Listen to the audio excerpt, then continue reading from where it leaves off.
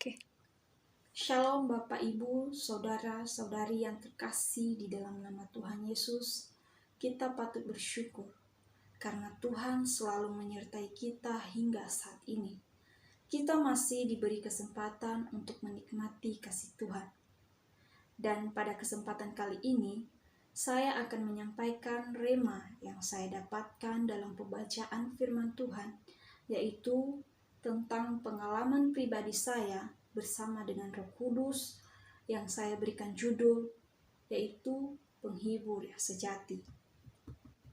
Setiap orang yang sudah percaya kepada Yesus pasti sudah mengalami perjumpaan secara pribadi dengan Roh Kudus. Dan setiap orang percaya bahwa Roh Kudus adalah sebagai penghibur atau penolong dalam kehidupan sehari-hari.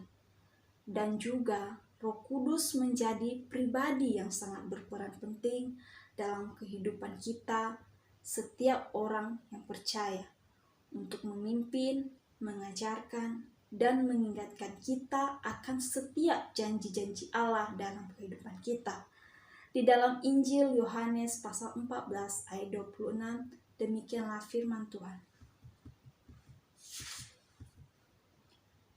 Tetapi penghibur, yaitu Roh Kudus, yang akan diutus oleh Bapa dalam namaku, dialah yang akan mengajarkan segala sesuatu kepadamu dan akan mengingatkan kamu akan semua yang telah kukatakan kepadamu.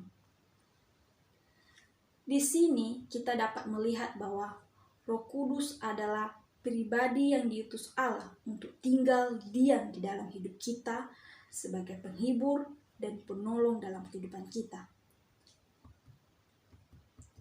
Kehidupan orang percaya adalah kehidupan yang berbahagia karena senantiasa dalam pemeliharaan Tuhan. Tidak ada yang perlu kita takutkan karena ada satu pribadi yang diutus Tuhan untuk menyertai hidup kita. Pribadi itu adalah Roh Kudus. Nah, setiap orang yang mengikut Yesus pasti akan mengalami penderitaan seperti yang tertulis Lukas pasal 9 ayat 23. Demikianlah firman Tuhan.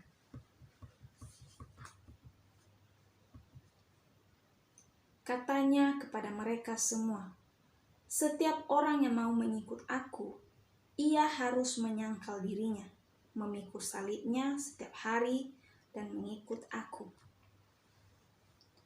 Mengikut Yesus bukanlah suatu hal yang mudah. Ada harga yang harus kita bayar. Kita harus menderita supaya kita dewasa dalam rohani dan secara daging atau secara manusiawi. Kita tidak akan kuat untuk melewati setiap cobaan dalam kehidupan kita, akan tetapi kita perlu seorang pribadi, yaitu Roh Kudus atau Roh Penghibur, untuk menguatkan kita, memimpin kita untuk menjalani kehidupan kita. Dengan adanya Roh Kudus, Roh Penghibur, kita sebagai orang percaya memperoleh pengharapan di mana kita menjadi kuat, bersukacita, dan penuh dengan damai sejahtera dalam menjalani kehidupan kita.